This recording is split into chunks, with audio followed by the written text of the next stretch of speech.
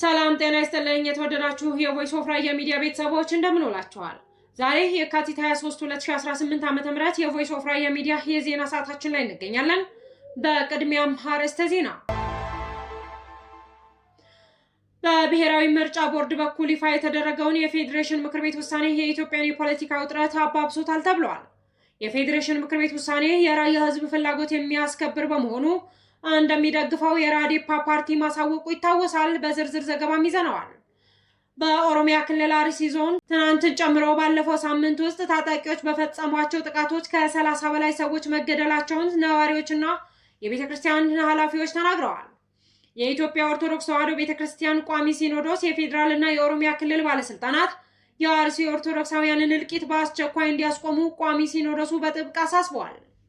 የኢትዮጵያ ኤምባሲዎች በመካከለኛው ምስራቅ ሀገራት ለሚገኙ ዜጎች ማስጠንቀቂያ ሰጥተዋል። እነዚህንና ሌሎች ዜናዎች ይዘናል። እንድትከታተሉንም በአክብሮት እንጋብዛለን። በብሔራዊ ምርጫ ቦርድ በኩል ይፋ የተደረገው የፌዴሬሽን ምክር ቤት ውሳኔ የኢትዮጵያን የፖለቲካ ውጥረት አባብሶታል ተብሏል። የፌዴሬሽን ምክር ቤት ውሳኔ የራያ ሕዝብ ፍላጎት የሚያስከብር በመሆኑ እንደሚደግፈው የራዴፓ ፓርቲ ማሳወቁም ይታወሳል። የኢትዮጵያ ብሔራዊ ምርጫ ቦርድ 5 ምርጫ ክልሎች ከትግራይ ክልላዊ መንግስት ውጭ ሆነው ለብቻቸው በቀጥታ ለህዝብ ተወካዮች ምክር ቤት ምርጫ እንዲደረግ የፌዴሬሽን ምክር ቤት መወሰኑን አሳውቋል። መቀሌ፣ አክሱም እና ሽሬን ጨምሮ በትግራይ ክልል የተለያዩ ከተሞች የኢትዮጵያ ፌዴሬሽን ምክር ቤት 5 የምርጫ ክልሎችን በተመለከተ ያስተላለፈው ውሳኔ የሚቃወሙ ሰልፎች ተካሂደዋል። በመቀሌ በተካሄደው የተቃውሞ ሰልፍ የትግራይ ክልል ጊዜያዊ አስተዳደር ፕሬዝዳንት ሌተናል ጀነራል ታደሰ ወረደ፣ የህወሓት ሊቀመንበር ዶክተር ደብረጽዮን ገብረ ሚካኤል እና የተቃዋሚ የፖለቲካ ፓርቲ መሪዎች ባደረጉት ንግግር በብሔራዊ ምርጫ ቦርድ በኩል ይፋ የተደረገውን ውሳኔ በጽኑ ኮንነው ነበር። የኢትዮጵያ ብሔራዊ ምርጫ ቦርድ በሁመራ፣ ሀዲረመጽ፣ ራያ ኮረም፣ ጸለምትና ራያ አላማጣ ምርጫ ክልሎች ከትግራይ ክልላዊ መንግስት ውጭ ሆነው ለብቻቸው በቀጥታ ለህዝብ ተወካዮች ምክር ቤት ምርጫ እንዲደረግ የፌዴሬሽን ምክር ቤት መወሰኑን ይታወሳል። የፌዴሬሽን ምክር ቤት ውሳኔም ያሳወቀው ጥር 25 2018 ዓ.ም እንደሆነ የኢትዮጵያ ብሔራዊ ምርጫ ቦርድ በማህበራዊ ድረገጹ ያሰራጨውን ደብዳቤ ይጠቁማል። በደብዳቤው መሰረት ውሳኔውን የሚመለከተው በትግራይና በአማራ ክልላዊ መንግስታት መካከል አከራካሪ ሆነው የቆዩ የተባሉ 5 የምርጫ ክልሎች ሆነዋል። ውሳኔውን ሌተናል ጀነራል ታደሰ ወረደ የሚመሩት የትግራይ ክልል ጊዜያዊ አስተዳደር ህዝባዊ ወያነ ሓርነት ትግራይ ህወሓት፣ ሳልሳይ ወያነ ትግራይ ዲሞክራሲ ስምረት ትግራይ ጨምሮ በርካታ የፖለቲካ ፓርቲና ልዩ ልዩ አደረጃጀቶች አጥብቀው ተቃውመዋል። የአማራ ብሔራዊ ንቅናቄ አብን፣ የአማራ ዲሞክራሲያዊ ኃይል ንቅናቄ እንዲሁም የወልቃይት ጠገዴ አማራ ማንነትና ወሰን አስመላሽ ኮሚቴ በበኩላቸው ውሳኔውን እንደሚደግፉ ገልጸዋል። የፌዴራል ከፍተኛ ፍርድ ቤት ውሳኔውን ለጊዜው ታግዶ እንዲቆይ የካቲት 19 2018 ዓ.ም ትዕዛዝም ሰጥቶ ነበር።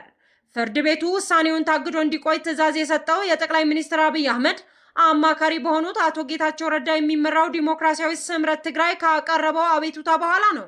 በፌዴሬሽን ምክር ቤትም ሆነ በኢፌዴሪ መንግስት የሁለቱም ክልሎች የይገባኛል ጥያቄ ያለባቸው የግጭት ቦታዎች፣ አወዛጋቢ ቦታዎች እየተባለ የሚገለጸው አገላለጽና ስያሜ ራዴፓ ፓርቲ እንደማይቀበለው ገልጾ የራያ ህዝብ ዋናው የጉዳዩ ባለቤት የሆነው የራያን ህዝብ ፍላጎት የሚያንጸባርቅና ያላካተተ በመሆኑ ግዛትን ለማስፋፋት የሚፈልጉና የህዝቡ ህልውና አደጋ ላይ የጣሉና የሚጥሉ ክልላዊ መንግስታትና ኤሊቶች ጉዳይ ብቻ ተደርጎ እንዲታይ የሚያደርግ የተሳሳተ አገላለጽና አመለካከት በመሆኑ መታረም ይገባዋል በማለት የፌዴሬሽን ምክር ቤት ውሳኔ የራያ ህዝብ ፍላጎት የሚያስከብር በመሆኑ እንደሚደግፈው የራዴፓ ፓርቲ ማሳወቁ ይታወሳል። በኦሮሚያ ክልል አርሲ ዞን ትናንትን ጨምሮ ባለፈው ሳምንት ውስጥ ታጣቂዎች በፈጸሟቸው ጥቃቶች ከ30 በላይ ሰዎች መገደላቸውን ነዋሪዎችና የቤተ ክርስቲያን ኃላፊዎች ተናግረዋል። ትናንት ምሽት በተፈጸመው ጥቃት ቢያንስ 2 ሰዎች እንደተገደሉ 3 የአካባቢው ምንጮች ገልጸዋል። ቢቢሲ ያነጋገራቸው 5 የአካባቢው ነዋሪዎችና የቤተ ክርስቲያን ኃላፊዎች እንደገለጹት ከሆነ በአርሲ ዞን ውስጥ በሚገኙት ሻርካና መርቲ ወረዳዎች ጥቃት መፈጸም የጀመረው ካለፈው ሳምንት መጀመሪያ አንስቶ ነው ብለዋል። ማክሰኞ 17 2018 ዓ.ም በመርቲ ወረዳ ፈቀርሳ በተባለው ቀበሌ በተፈጸመው የመጀመሪያ ጥቃት 4 ሰዎች መገደላቸውን በደህንነት ስጋት ስማቸው እንዳይገለጽ የጠየቁ የአካባቢው የቤተ ክርስቲያን ኃላፊዎች እና አንድ ነዋሪ ተናግረዋል። በአቅራቢያው በሚገኘው ስፍራ አባቱ ላይ ጥቃት እንደተፈጸመ የገለጸው አንድ ሌላ ነዋሪ አራቱ ነዋሪዎች የተገደሉት በጥይት እንደሆነ ተናግረዋል። ከዚህ ጥቃት በኋላ ደግሞ ወደ እነርሱ አካባቢ የመጡ ታጣቂዎች አባቱን እግራቸው ላይ በስለት ፋስ መምታታቸውንና ቤታቸውንም ማቃጠላቸውን ተናግረዋል።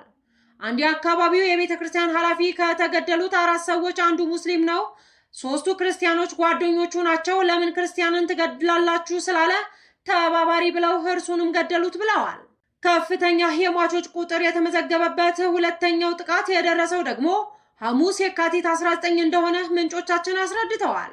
በሻካ ወረዳ ጃዊ ዋጮ ቀበሌ በተፈጸመው በዚህ ጥቃት 19 ሰዎች እንደተገደሉ የቤተ ክርስቲያን ኃላፊዎችና ነዋሪዎች ተናግረዋል። በአካባቢው የሚገኘው ጃዊ አቡነ ገብረ መንፈስ ቅዱስ ቤተ ክርስቲያን አመራርና የአካባቢው ነዋሪ የሆኑ አንድ ኃላፊ ከቀኑ 9 ሰዓት ሳናስበው መጡብን፣ ከዚያም በኋላ የሆነውን አድርገው 21 ሰው በጥይት ጨርሰው የፈለጉትን ነገር አድርገው ገቡ ሲሉ የተፈጠረውን አስረድተዋል። 2 ዘመዶቻቸው መገደላቸውንም አክለዋል። ነዋሪዎች የተገደሉት በየተገኙበት እንደሆነ የሚናገሩት ምንጮቹ መንገድም ላይ በቤታቸውም ውስጥ ጥቃት እንደተፈጸመ ገልጸዋል። ሐሙስ ዕለት የተገደሉት ነዋሪዎች በጃዊ አቡነ ገብረ መንፈስ ቅዱስ ቤተክርስቲያን በጅምላ መቀበራቸውንም ተናግረዋል። የኢትዮጵያን ኦርቶዶክስ ተዋሕዶ ቤተክርስቲያን ቋሚ ሲኖዶስ የፌዴራልና የኦሮሚያ ክልል ባለስልጣናት የአርሲ ኦርቶዶክሳውያንን እልቂት በአስቸኳይ እንዲያስቆሙ ቋሚ ሲኖዶሱ በጥብቅ አሳስቧል። ሲኖዶሱ ለመንግስት ጥብቅ ማሳሰቢያ የሰጠው ከ20 በላይ ሰላማዊ ሰዎች በሃይማኖት ተኮር የታጣቂዎች ጥቃት መገደላቸውን ተከትሎ ነው። ሲኖዶሱ ባወጣው የሐዘን መግለጫ በአርሲ ሀገረ ስብከት በተለያዩ ወረዳዎች በኦርቶዶክሳውያን ላይ የሚፈጸመው ጥቃት ተባብሶ ቀጥሏል ብሏል። ከዚህ ቀደም በተደጋጋሚ በተፈጸሙ ጥቃቶች በደረሰው ሞትና ስደት ሳያንስ አሁን ጥቃቱ በአዲስ መልኩ ቀጥሎ የ21 ንጹሐን ወገኖቻችን ሕይወት በግፍ ማለፉን፣ በሕይወት የተረፉትን በታጣቂዎች መታገታቸውን ሲኖዶሱ ጠቁሟል። ሲኖዶሱ በመግለጫው ከዚህ በፊት በአርሲ ሀገረ ስብከት በተለያዩ ወረዳዎች የበርካታ ኦርቶዶክሳውያን ወገኖቻችን ሕይወት በመጥፋቱ ከሞት የተረፉትም ከቤት ንብረታቸው ተፈናቅለው ወደ አጎራባች ከተሞች ተሰደው ለረሃብና ርዛት ተጋልጠው እየኖሩ ነው ሲልም የችግሩን ጥልቀት ገልጿል። ቋሚ ሲኖዶሱ አክሎም አገር ሰላም ብለው በሚኖሩ ከምንም ጉዳይ ጋር ንክኪ የሌላቸው ኦርቶዶክሳውያን ልጆቻችን ላይ ይህን አስነዋሪ ድርጊት የሚፈጽሙት አካላትም ግድያውን በሃይማኖት ስም የሚፈጽሙት እንጂ የሃይማኖት ሰዎች ግን አይደሉም ብለዋል። የጥቃቱ ፈጻሚዎች ዓላማ በሀገራችን ለረጅም ዘመናት ተከባብረው አብረው በሚኖሩት የሃይማኖት ተቋማት መካከል ግጭትን መፍጠር ነውና የእስልምና ሃይማኖት ተከታዮችና ህዝበ ክርስቲያኑ በጋራ ልናወግዛቸው ይገባል በማለት ጥሪ አቅርበዋል።